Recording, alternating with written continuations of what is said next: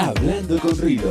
Música, política, deportes, emprendimientos, arte, sucesos y mucho más. Hablando con Rilo. 18:07, esto es Hablando con Rilo y estamos con Yamila Fernández. Bienvenida, Yamila. ¿Qué tal? Buenas tardes, ¿cómo les va? Muy bien, muy bien. Bueno, Yamila, eres abogada primeramente, pero eres asesora del bloque de La Libertad Avanza en diputados. O sea, eres asesora de diputados, ¿puede ser? Exactamente, sí. Me encuentro dentro del bloque asesorando un poco, estuvimos ayudando a los diputados ingresantes con todos los temas preparatorios, con la toma de posesión de los despachos y bueno, toda esa documentación que se requiere previa para poder jurar. Lo que mucha gente realmente desconoce, porque esto es algo que el común realmente no sabe qué pasa, no sabe que existe, no sabe qué sucede. Sabe que votaron y que ganó tal diputado, pero realmente en la sociedad incluso hay muchas personas que ni siquiera saben qué debe hacer un diputado. Uy, muchas cosas, muchas. Primero, bueno, es ver un poquito también el expertise de cada uno, ver cuál es su background, cuál es su fuerte, como para saber después qué comisión integrar. Si bien las comisiones son acuerdos que se van dando entre los presidentes de los demás bloques, la integración, y siempre es por un porcentaje DONT, en el cual va a estar representado un porcentaje que tenga ese bloque en la Cámara, de igual forma va a ser en las comisiones, ¿no? Entonces, según ese porcentaje, un bloque puede llegar a tener 1, 2, 3 o más diputados dentro de cada comisión. Entonces, en este momento, los que nos encontramos es justamente integrando las comisiones. Bien, justo estamos pasando por unos días de mucha incertidumbre en Argentina. Y aunque son grupos minoritarios los que demuestran disconformidad o incomodidad e incluso salen a hacer un poco de ruido en las calles, el problema que sacan a relucir aparentemente es el Decreto Nacional de Urgencia, el DNU. Cuéntanos un poco desde tu conocimiento como abogada y como asesora de los diputados, ¿cómo funciona esto? Desde mi punto de vista, todavía primeramente eso tiene que pasar por aprobaciones antes de que sean leyes, ¿verdad? Lo cual lo convierte en un proceso democrático en contra de las afirmaciones de la oposición que dice que esto es antidemocrático y desde muchos otros puntos de vista son medidas muy necesarias para equilibrar la economía y muchos factores de la sociedad en Argentina que vinieron deteriorándose durante muchos años. Pero cuéntanos desde tu conocimiento como abogada y como asesora. En primera instancia, a ver, siempre una persona ante lo desconocido tiene miedo. Nosotros vivimos hace muchos años sumergidos en un régimen en el cual se le fue quitando libertades a la sociedad civil para que el Estado cada vez tenga más injerencia en la vida privada de los individuos. Entonces, la gente tiene miedo cuando papá Estado deja de estar presente en la vida cotidiana de cada uno y dice, uy, no, ¿ahora qué vamos a hacer? Si nos falta esto, nos falta aquello. La idea principal de todos estos cambios es justamente poderles otorgar libertad, que puedan volver a tener esa toma de decisiones y ver que el mercado se desarrolle en consecuencia. Porque podemos hablar, hay muchas medidas, bueno, lo que comúnmente se le dice la ley ómnibus, nosotros la llamamos la ley bases. ¿Por qué? Porque justamente establece cimientos como para que se pueda desarrollar el individuo sin tanta necesidad de intervención estatal. A ver, el DNU, una vez que está firmado, si bien hubo una cuestión con las fechas, de si entraba en vigencia, cuándo entraba en vigencia, si no tiene la fecha de vigencia entra a los 8 días, igualmente después se reiteró la fecha de vigencia a través de otro DNU. La realidad es que eso entra en vigencia y después lo va a tratar la Cámara de Diputados y la Cámara de Senado. A ver, todo va a pasar por el Congreso, no es así de que el presidente se está arrogando todas las facultades legislativas. Es más, con esta ley base lo que va a pasar es que va a entrar en comisión después y cada uno de los temas que se tocan serán tratados en comisión según sea Hacienda y Presupuesto, marítimos y fluviales, o pymes, etcétera, porque son muchísimas. Tenés las permanentes y después tenés las bicamerales, que se conforman entre las dos cámaras, tanto del Senado como de diputados. Entonces, todo eso se va a estar tratando en comisiones, para después dar un dictamen y tratarse dentro del recinto. Estos pequeños grupos que salieron a protestar, que entendemos que representan a un 2,34% de la población, se tomaron con pinza algunos de los decretos. Bien, entonces tomaron el de la ley del trabajo, el de la ley de alquileres y la quita de subsidios en algunas cosas y la desregulación de la economía en sentido de el no controlar los precios de las góndolas. Desde mi parecer, obviamente entiendo el porqué de estas medidas y me gustaría, obviamente, tratarlo desde tu punto de vista profesional. Particularmente estos puntos que te digo, bien, por ejemplo, la ley del trabajo, la ley del despido.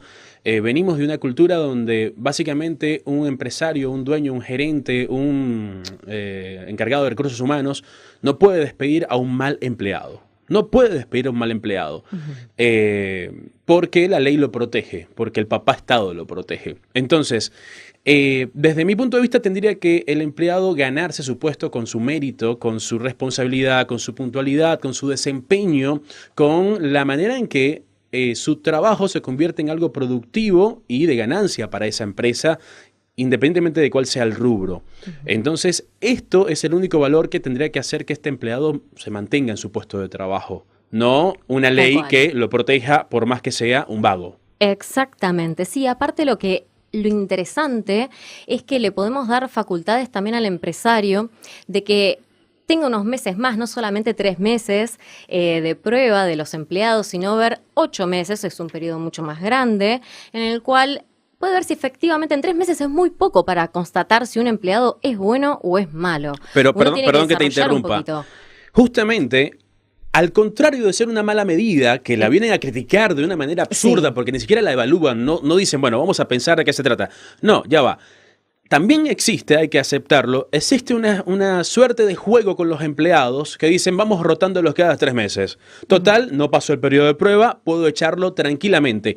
Ahora le aseguras por lo menos que esa ruleta de empleados de 3 meses va a tener que extenderse a 8 meses. O sea que le aseguras el puesto a un nuevo empleado durante 8 meses. Sí, y no solamente eso, si vos querés volver a contratar a ese empleado, a la misma persona en el futuro, ya la tenés que tomar efectiva, no le tenés que hacer ese periodo de prueba, no puede pasar otra vez por esos 8 meses. Así que por eso también es interesante, la verdad es que la gente, como te dije antes, se asusta ante lo desconocido y no lee en profundidad cuáles son los verdaderos cambios. Esto sí, puede llegar a haber una rotación en el futuro de empleados, sí, puede haber una rotación, como lo hubo con los 3 meses, puede haberlo con los 8, es lógico que vaya a suceder.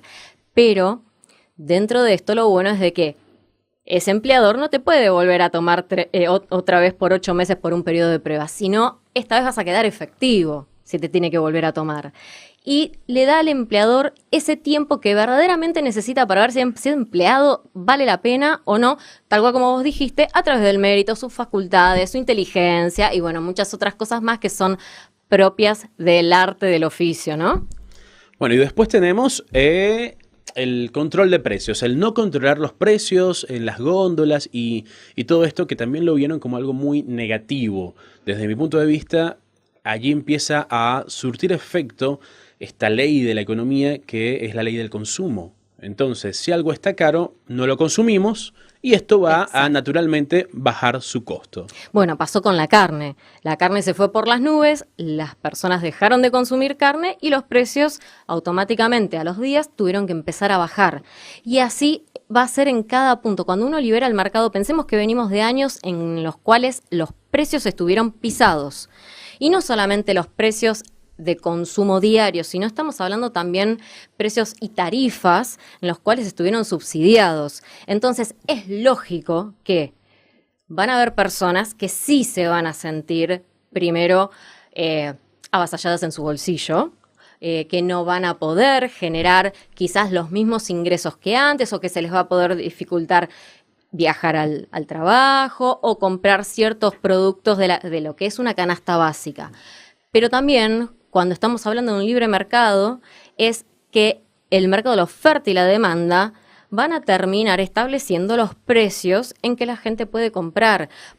A ver, de nada sirve si tengo una carnicería, no poder vender, porque mis bienes son perecederos. Entonces, eventualmente voy a tener que bajar los precios sí o sí, porque si no, pierdo esa mercadería. Y así con toda la cadena, pero esta vez es al revés. No desde las materias primas hasta los productos elaborados y que ya se encuentran en góndolas. Ahora va a ser al revés, desde las góndolas hasta las materias primas. Va a haber una cadena inversa que se va a tener que readecuar con los nuevos datos de la economía, los nuevos montos que el consumidor que puede comprar con su billetera y con su sueldo, porque la realidad es que todavía los sueldos no acompañan estos nuevos precios. O sea, va a ser como tal cual como lo dijo Javier, van a ser meses quizás al principio complicados hasta que se empiece a regularizar todo. Bien, él dio un gran ejemplo que es que una empresa que está siempre subsidiada por el Estado realmente le importa poco si es productiva o no, porque el dinero está. Entonces, lo que va a pasar ahora con estas empresas que van a perder el acobijamiento del Estado es que van a tener que ser empresas productivas. Van a tener que los empleados realmente generar ganancias y rentabilidad en esa empresa. Y se van a tener que esmerar por producir servicios o bienes de calidad. Que hoy, por ejemplo, si vos tomás un colectivo acá en Capital Federal, no es lo mismo con que tomes un colectivo en Provincia de Buenos Aires o en el interior. Uno lo ve directamente en los colectivos, que quizás uno los ve más deteriorados, en el interior que acá. Las empresas que tienen circulación o flota acá en Capital Federal, por lo general están mejor mantenidas. Bueno, eso también el usuario lo va a ver y lo va a terminar reclamando porque los precios que va a tener que pagar lo van a habilitar para hacer justamente ese descargo. ¿Cuánto tiempo estamos hablando de que el ciudadano de Argentina va a tener que tolerar un poco o, digamos, remarla sobre este proceso de estabilización? Mira, si te dijese eso estaría haciendo futurología, no te voy a mentir. La realidad es que hay muchos factores que pueden llegar a depender de qué tanto tiempo vamos a estar en este periodo de transición. Pueden llegar a ser 4 meses, pueden llegar a ser 6, puede ser 1 año.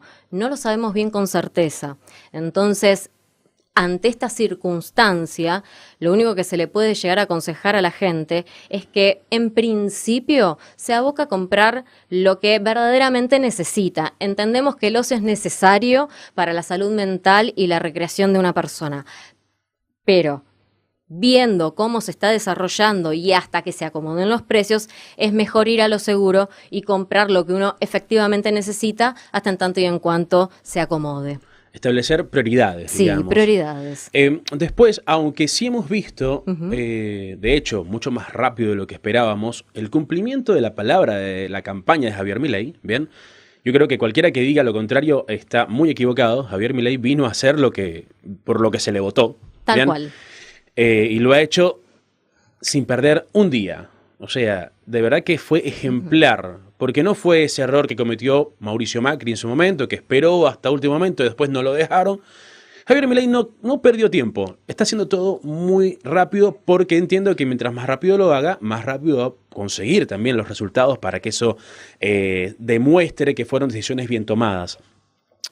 Sin embargo, tenemos una de sus 2 grandes promesas de campaña, que es cierre del Banco Central y la dolarización o la libre elección de moneda, digamos. Entendemos que el Banco Central no se puede cerrar todavía, hay que estabilizar extremadamente demasiadas cosas antes de que eso se pueda hacer, pero mi pregunta es, estando tú desde adentro, ¿esto sigue en pie? Sí, sigue en pie, pero las prioridades son otras, como has visto. En principio, por ejemplo, la ley de bases, que es la prioridad, establece por ejemplo, para empresarios, para aquellos emprendedores, todo lo que es nuevos tipos societarios, como las SRL ahora van a poder ser unipersonales, etcétera. La realidad es que sí, el presidente, el día 1 que asumió, el discurso fue completamente diferente al de Mauricio Macri. Mauricio Macri, yo creo que se quedó en no hacer un buen informe de auditoría. ¿Qué fue lo que encontró? Y acá se está haciendo prácticamente a diario y en diversos sectores. Javier, en su primer discurso, sí dio números y fue bastante concreto con lo que se estaba encontrando y a medida que fueron tomando posesión los diferentes ministerios, se fue convalidando este discurso, ¿no? Se fue confrontando y efectivamente fue así. Entonces, visto esto, lo primero que hay que hacer, más allá de la dolarización, es, la gente la está pasando muy mal, se sabe puertas para adentro, es justamente poder estabilizar la economía y poder darles las libertades para que puedan comerciar. Y en este caso, por eso es que digo, es muy importante la ley de base, yo creo que está mal llamada ley ómnibus, si bien trata una serie infinita de cosas y de temas que son muy distintos entre ellos, para mí es una ley base. ¿Por qué?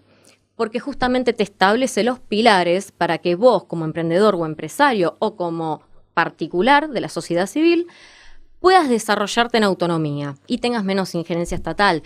Por eso para mí es muy importante, yo soy abogada, me especializo en empresas, ¿ok?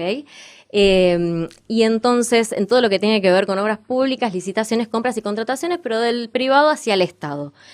Es muy importante, por ejemplo, que personas que quieran ofrecer sus servicios puedan hacerlo a través de un tipo societario que antes no existía, que era las SRL. Siempre tenías que tener 2 socios mínimo, ahora puede ser un solo socio. ¿Esto qué va a hacer? Va a hacer que personas que quieran, que están como monotributistas o como autónomos, puedan hacer esa figura jurídica y desarrollar ya de otra manera, sería más seriamente su negocio, por así decirlo. Quizás no es la palabra justa, pero van a poder desarrollarse de otra forma, cosa que antes se les impedía. También algo respecto de las empresas que tenían que tener objetos únicos. Y GJ decía que en los objetos, por ejemplo, si vos tenías una constructora, la constructora no podía ser al mismo tiempo una financiera, que en muchos años anteriores sí se permitía. Ahora se les da la libertad a la multiplicidad de los objetos también. Estamos esperando que IGJ, con el doctor Vítolo a la cabeza, que es una eminencia, que fue una de las mejores designaciones que hubo, gracias al ministro Cunio,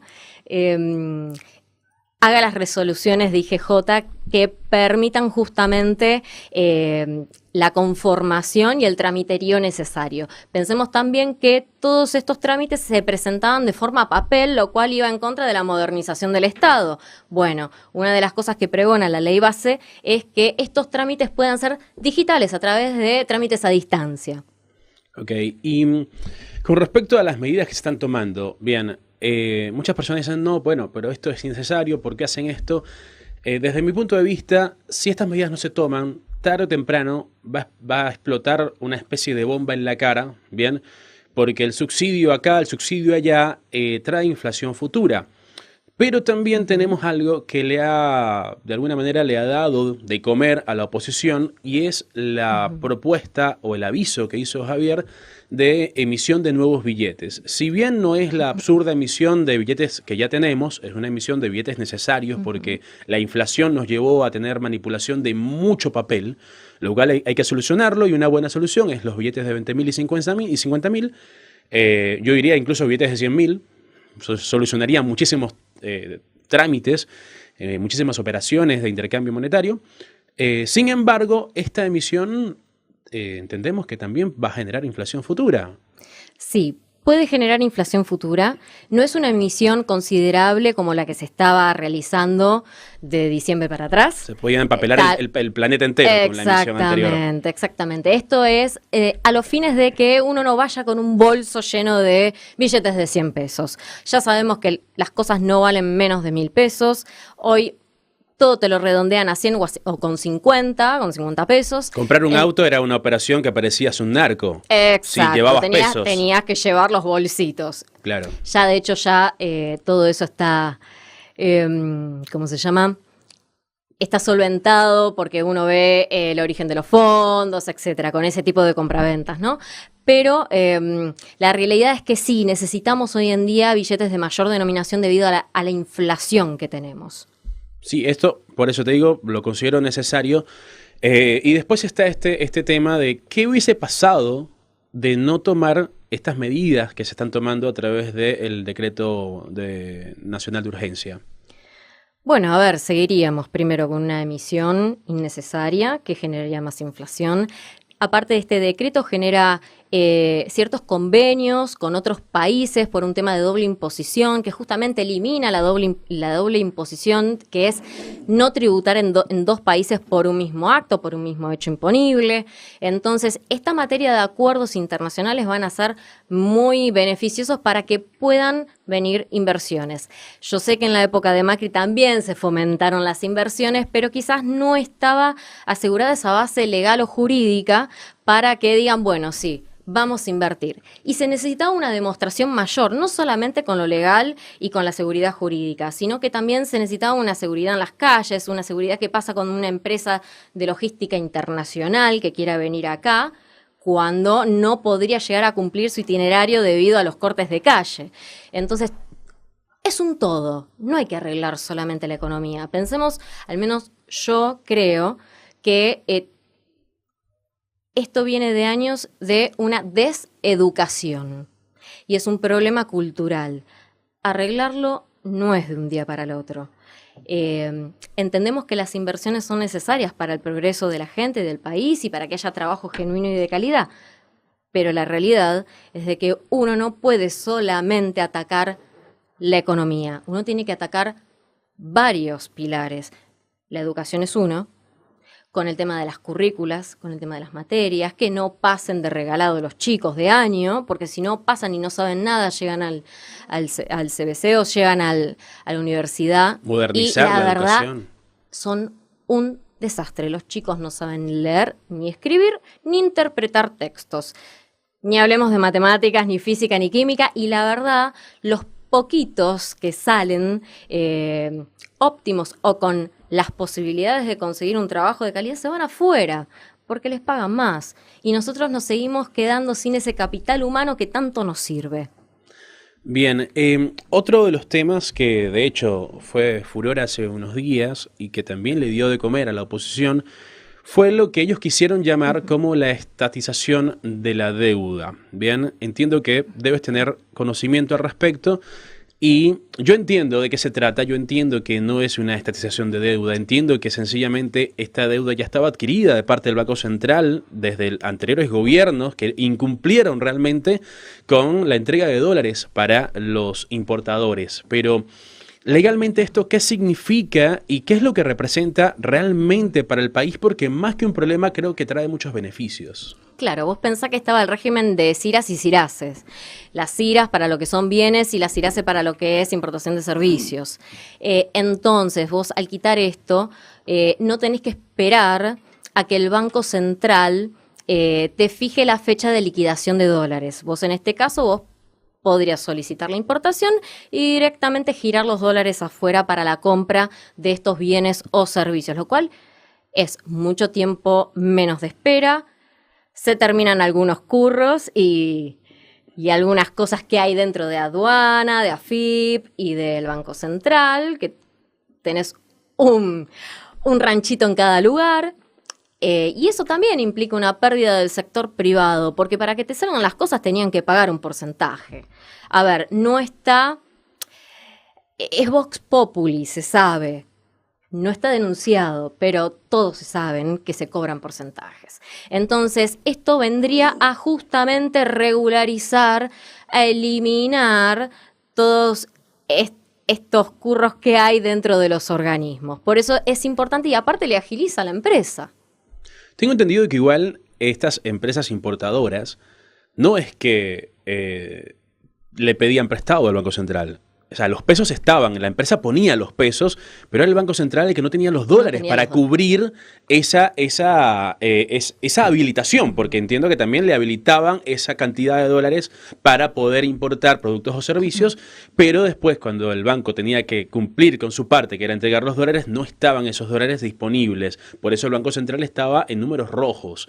Entiendo que esto podía traer como consecuencia el desabastecimiento de productos y servicios internacionales, lo cual podría inclusive afectar a todo el país, a todos los ciudadanos, porque capaz que estás acostumbrado a consumir ciertos artículos que no los ibas a ver más. Si de repente los proveedores internacionales decían, no, mira, la verdad es que no voy a permitir que la deuda siga creciendo, me debes muchos dólares, no te voy a seguir financiando, ni a ti ni a Argentina. Y se cierran las puertas del mundo para Argentina.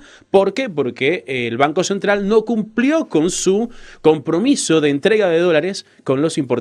¿Y qué hizo la izquierda? ¿Qué hizo la oposición? Dijo, no, el Estado está comprando deuda de privados, y completamente no es así. No es así. Mira, justamente yo asesoro a empresas también que licitan con el Estado. El Estado compra bienes muchas veces que son importados.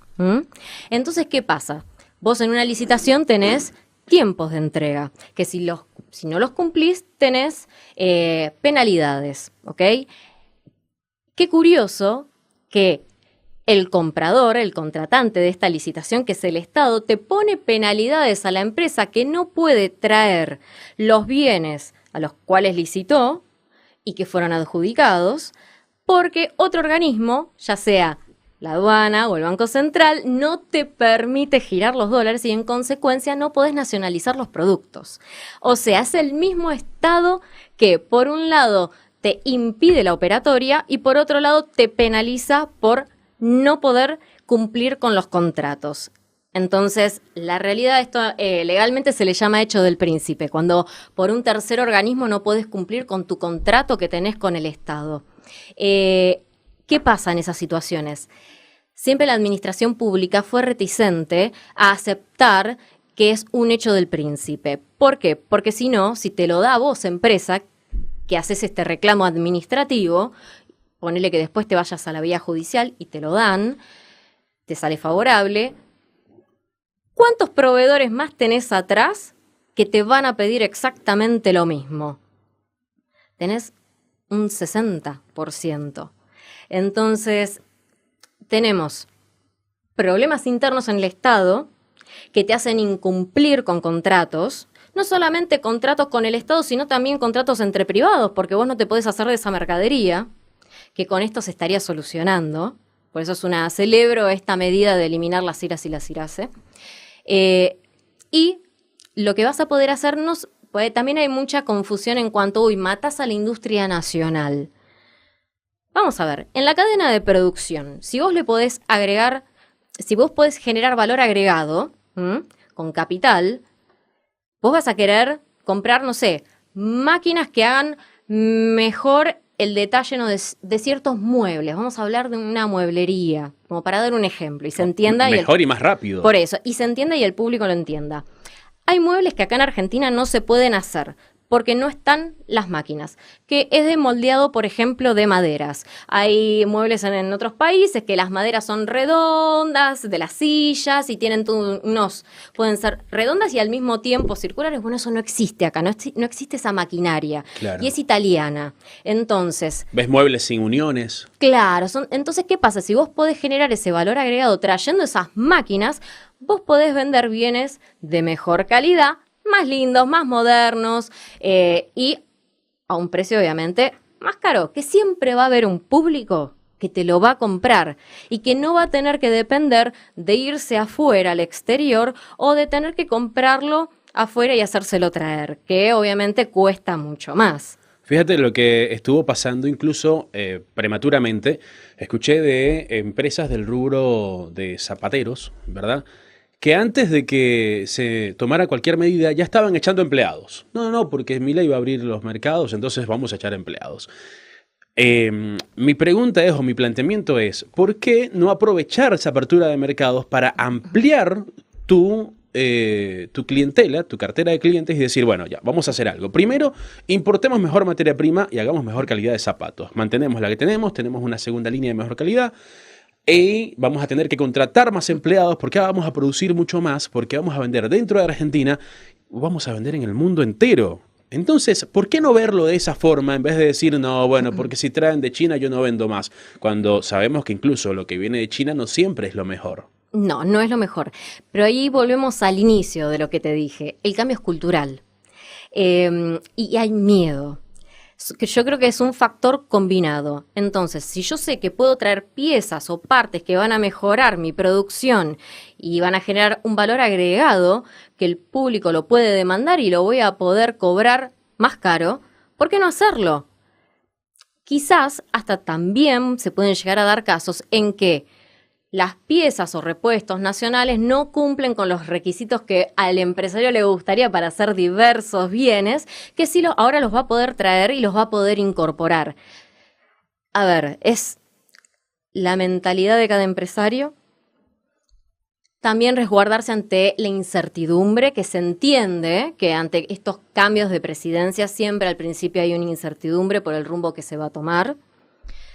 Hay muchos empresarios que se precipitan, como acabas de decir vos, y yo creo que esto se va a ir dando también, es con el tiempo, cuando empiecen a ver de que van a poder generar bienes de mayor calidad y servicios también de mayor calidad, solo se van a ir abriendo las oportunidades. Hay muchas cosas que vienen de China que, como dijiste, no son de la mejor calidad y que si nosotros las pudiéramos hacer y tuviéramos aquellos repuestos o materiales... Que la infraestructura industrial. Tal cual, que acá no se consiguen. Estamos a años luz de otros países. Entonces, es volver a meter a Argentina en el mundo. Pero para eso necesitamos también que el sector empresarial acompañe y que lo entienda. El sector empresarial, como todos saben, está atravesado por la política. No por nada él hablaba de empresarios también, de sectores prebendarios que tenían acuerdos con el Estado y que, bueno, siempre las empresas eran las mismas o eran amigas, las que ofertaban con el Estado. Entonces, bueno, todas estas cuestiones ahora se van a tener que amoldar a un nuevo paradigma, que va a ser de no tener que vivir del Estado. Al contrario, podemos vivir de la nuestra y generar cosas, bienes y servicios de mayor calidad. Pero bueno, eso va a ser un proceso industrial un poco más largo. Justamente hablando del cambio cultural que viene de la raíz, el kirchnerismo ha trabajado o incluso ha logrado hacer que el ciudadano vea al político como alguien especial, como alguien superior, alguien mejor, alguien a quien rendirle pleitesía. Y lo más absurdo de esto es que muchos de estos políticos de izquierda o kirchneristas se lo creen. Quiero aprovechar que estás muy dentro del Congreso, muy dentro de allí, entre los diputados, entre todo esto, porque recientemente hubo una diputada de izquierda que en una marcha le dijo a un policía, no, a mí no me toques porque soy diputada. No fue no me toques porque soy un ser humano, no me toques porque debes respetarme, no me toques porque soy mujer, inclusive se la puedo permitir, pero no me toques porque soy diputada. ¿Qué la hace pensar que ser diputada le da un título de superioridad que merece algún tipo de privilegio? Bueno, mira, yo te voy a contar una opinión muy personal. Esto quizás no es del bloque, no es del partido. Esto es más bien un pensamiento mío. En el Congreso hay un comedor para diputados y un comedor para empleados. Hay ascensores para diputados y hay ascensores para los empleados. Somos todos iguales. ¿Me entendés? Es que es lo que te digo, ahí está el error. La política se encargó de hacerle creer a la gente que ellos son más importantes y lo lograron al punto de que los mismos diputados, capaz que no todos, porque conozco diputados muy humildes como Lucía Montenegro, por ejemplo, están metidos allí, tan metidos que de verdad se están creyendo que son más importantes que nosotros. Mira, hay de todo, porque es una selva, es una jungla, entonces hay de todo. Tenés diputados que sinceramente no se la creen y tenés diputados que no saludan, porque piensan que están en una clase superior, vaya a saber qué, bueno. Ahí te das cuenta de que cuando se les sube la casta a la cabeza. La realidad es que uno tiene que ser humilde y uno tiene que saber de dónde vino y hacia dónde va. Vos estás ocupando un lugar que es una función pública, no es para vos. Vos de última cobrás un sueldo por ser diputado, que cobras muy bien, pero estás trabajando no para vos, estás trabajando para los demás. Y ese lugar, si vos no le haces mérito y honores, hay miles de personas que estarían dispuestas por estar. Entonces, y que no pudieron quizás ingresar en listas o quizás no quedaron por una cuestión de cantidad de votos. La realidad es que creo que tendrían que decir gracias, ser más humildes, entender la situación del país y bajarse un poquito del caballo en el que están. La realidad no está para hacer esas diferencias. Los tiempos que corren ameritan justamente, como lo está haciendo Javier, soluciones urgentes e inmediatas, pero también la calidad de las personas, de los que están ocupando cargos y funciones públicas, ameritan a que sean humildes, entiendan, sean empáticos con la situación que está atravesando el pueblo argentino, que no está sucediendo. Entonces, volviendo, lo cultural no es solamente para el ciudadano a pie, sino que también el quiebre cultural tiene que ser puertas para adentro, ¿no? Para la política. ¿Ya se hizo el planteamiento de bajar los sueldos para los políticos? Se estuvo hablando un poco del tema, la realidad es que en este principio la prioridad es que salga el DNU, es que salga la ley bases, o sea, se están integrando las comisiones, se están negociando las comisiones. ¿Por qué? Entendemos que todo es importante, también el tema de los sueldos, pero la realidad es que la gente, ¿cuántos diputados son? ¿Y qué injerencia puede haber en bajar el sueldo de los 257 diputados, 258? ¿Qué injerencia puede tener en la economía nacional si estamos hablando de generar medidas que impacten? Entonces, lo prioritario son aquellas medidas que impacten, que no generen déficit fiscal, ¿ok? Entonces, por eso es que se planteó esta ley de bases. Ya va a haber un tiempo para todo. Entiendo que el ciudadano está muy ansioso, igualmente es de entender por todo lo que estamos viviendo. Claro, dicen, bueno, si me afecta a mí, que los afecte a ellos. Que los afecte a ellos también, exactamente. Nada más justo. Es justo. Todas las medidas van a venir acorde a su tiempo. Es más, creo que están viniendo muy rápido las medidas. Sí. Muy rápido y que quizás hay una sobreinformación que ni hasta los medios de comunicación tienen tiempo como para procesarla. Justamente por la velocidad que están viniendo las medidas, creo que se trata de la preocupación que puede tener la presidencia, la mesa chica de, mira, la gente está exigiendo, la gente quiere ver resultados rápidos. Haga o no haga, me van a criticar, pero vamos a tratar de hacer así, me critican menos. Y bueno, yo podría enviarle un mensaje a Javier y es... hay que, primeramente, destruir esa casta interna que hay en el Congreso y que todos los ascensores sean para todos y todos los comedores sean para todos y que se empiece a destruir desde adentro ese endioseamiento que tienen algunos diputados de que se creen superiores, pero porque los tratan como superiores. Entonces, que se tendrían que terminar esas diferencias y que todos realmente sean iguales. Como lo demostró el mismo Javier en su campaña, porque él iba y caminaba con la gente en los barrios, aquí y allá, como un igual, y hoy en día lo veo todavía porque conocí a dos personas que trabajan muy cerca de él, como Iñaki y Eugenia Rolón, que son dos jóvenes comunes y corrientes que trabajaron con él en su campaña y dentro de su... Esto se llama lealtad. Sí. Los dejó trabajando allí, con él, cerca. Y estos chicos, como su compromiso es serio y es real, renunciaron a su sueldo.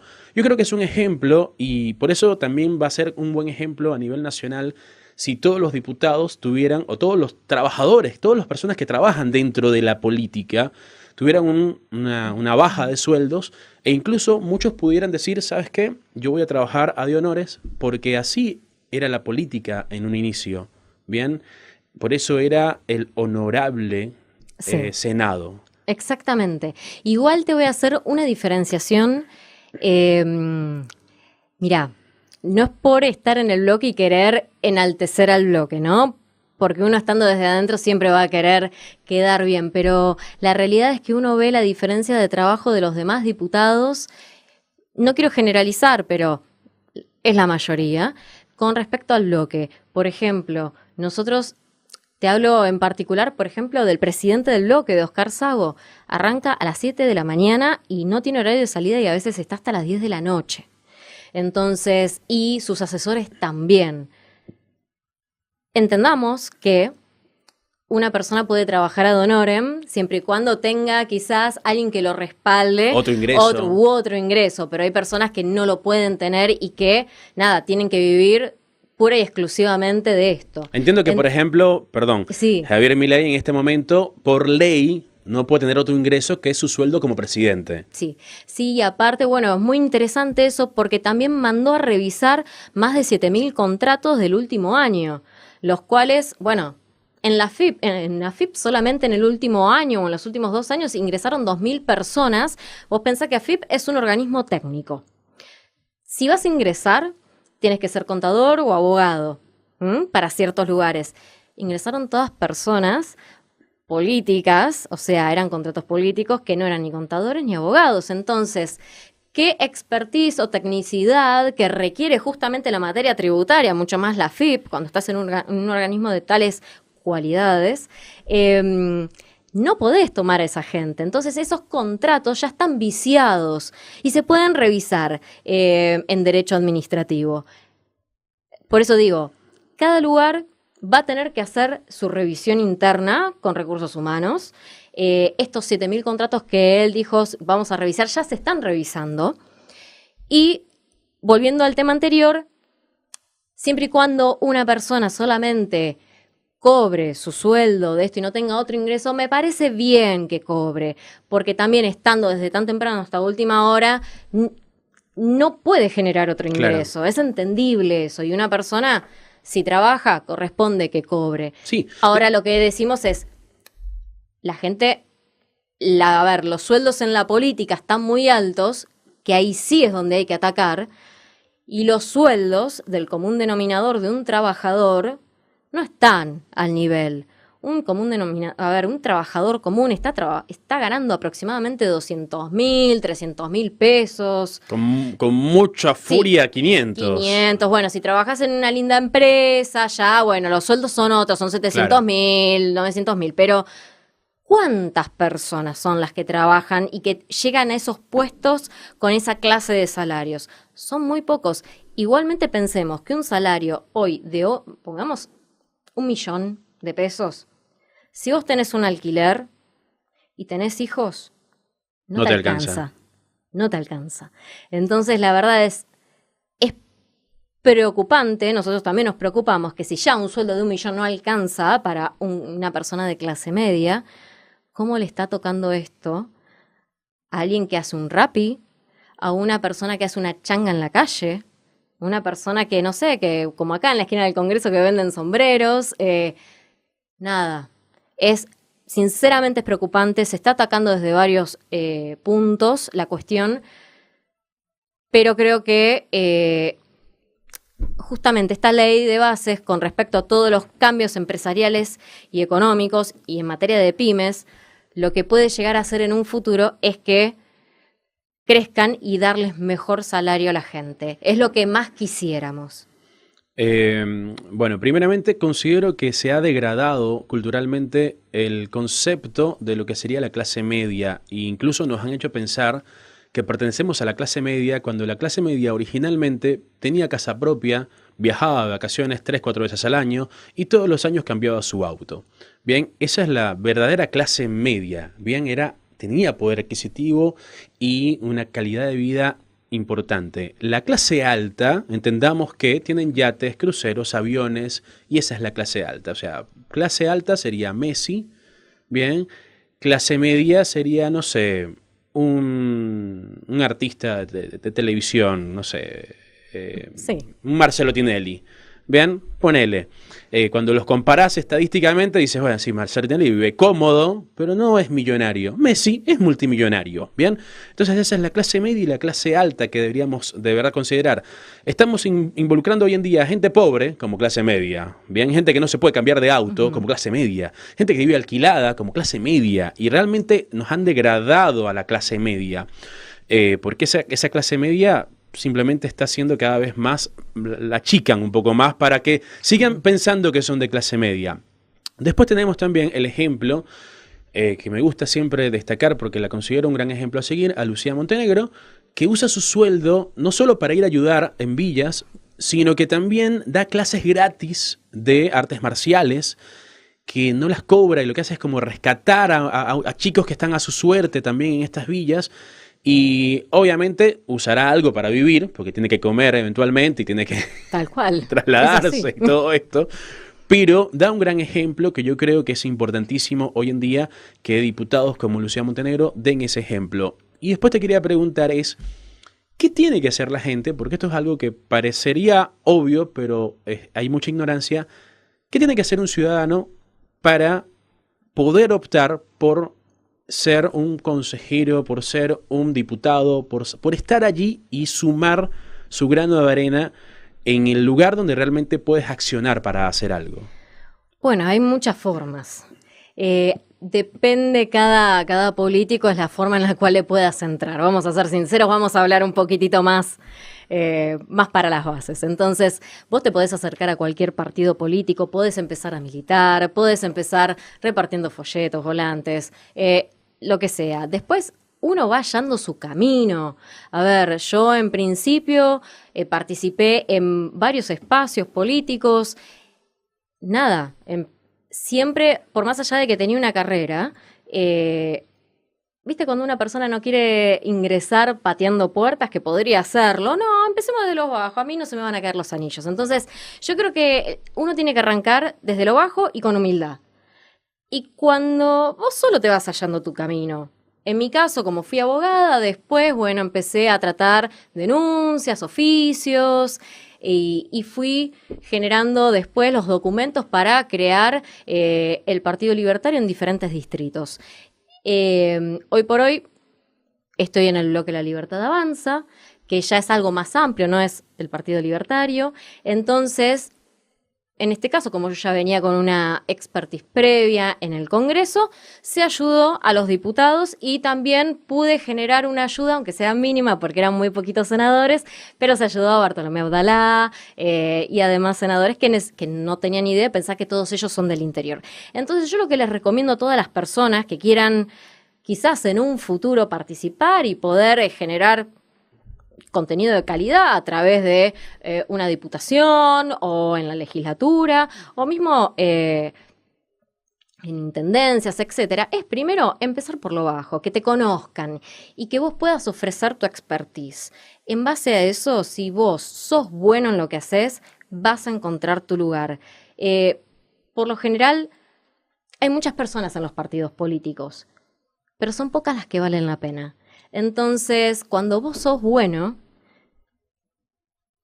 te haces valer, salvo que quizás caigas en desgracia o termines en una posición que no era la mejor o la que vos querías, porque, nada, fueron decisiones de terceros que vos no podías controlar, ¿no? Eso se da mucho con los cierres de listas, se da mucho con con las campañas. Entonces, a esas decisiones no las podés controlar salvo que estés en la mesa chica. Pero después, si vos ofreces tus servicios, opinás, ofreces tu expertise, colaborás. A veces no hay que hacer colaboraciones económicas, sino es simplemente, si vos necesitas, podés hacer una donación o podés algo de tu tiempo disponerlo, no sé, como para poder rellenar fichas de afiliación o para hacer la parte de redes. Todo es importante en un partido político. Y después, según lo que vos sepas, vas a ir encontrando tu camino. Es decir, que no necesitas ser específicamente profesional en cierta área. Por ejemplo, para ser diputado no es que tienes que ser politólogo. No tienes que ser licenciado en recursos humanos. No. Puedes ser un ciudadano común, incluso capaz con un bachillerato aprobado y cierto nivel intelectual. Sí, tenés una edad mínima que cumplir aparte, pero salvo eso, después, nada, esos son los requisitos básicos, tener mínimo 2 años de residencia en el domicilio por el cual vayas a candidatearte. A nosotros, ¿qué es lo que más nos gustaría? Que lleguen los más, por mérito, que lleguen los más expertos. ¿Por qué? Porque después, cuando hablen en el Congreso, van a ser idóneos al momento de hablar, van a conseguir más cosas tal también. cual, exacto, van a poder negociar mejor, van a poder explicarles la ciudadanía mejor. Los que sí elige el diputado o el que esté en el cargo mayor, elige a sus consejeros. ¿Cómo funciona? El diputado elige a su jefe de despacho y tiene a sus asesores. A sus asesores, esa es la palabra. Exactamente.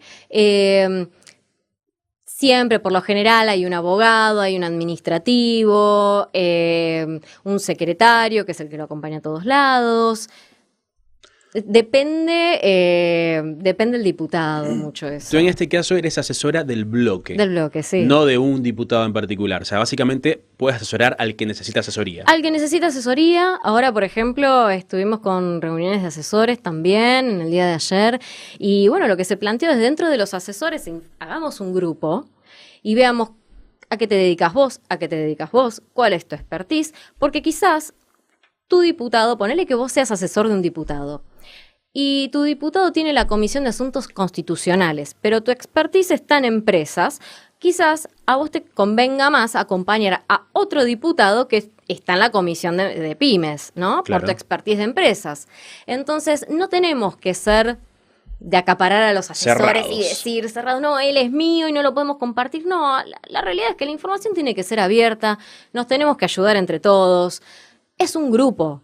Acá no tiene que haber personalidades. Si bien hay personalidades porque hay gente reconocida, pero la realidad es que somos muchos y nos tenemos que ayudar entre todos.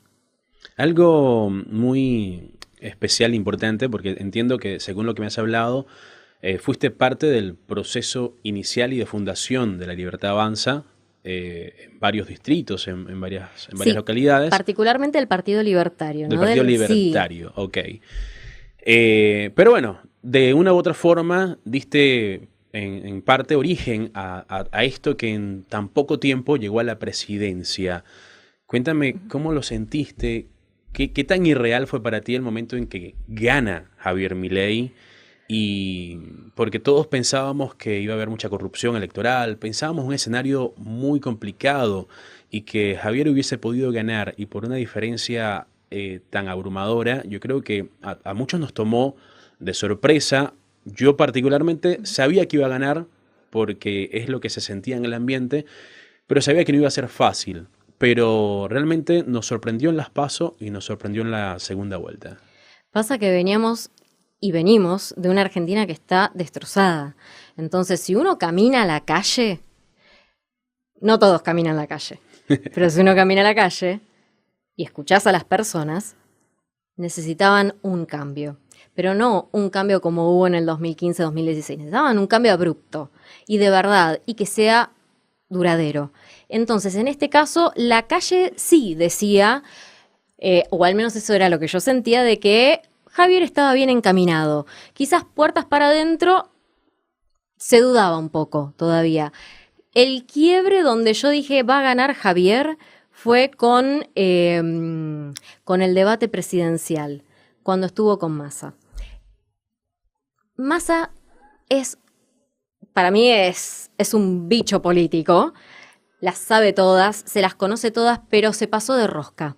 Y por haberse pasado de rosca con la viveza y querer primerear, le costó muy caro. Y eso la gente se dio cuenta y dijo, basta, no queremos más este tipo de comportamientos.